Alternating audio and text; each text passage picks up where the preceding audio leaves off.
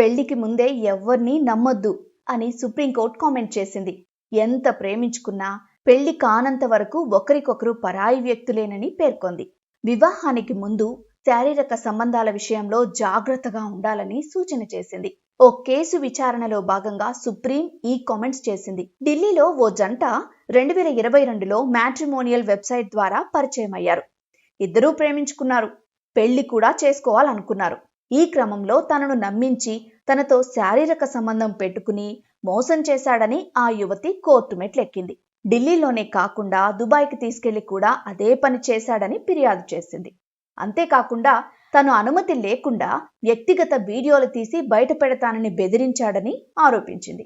2024లో అతడు పంజాబ్లో మరో మహిళను పెళ్లి చేసుకున్నట్లు, తనను మోసం చేశాడని చెప్పింది.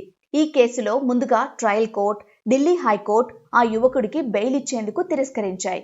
కానీ శారీరక సంబంధం పరస్పర సమ్మతితోనే జరిగిందనే కోణంలో సుప్రీంకోర్టు విచారిస్తోంది.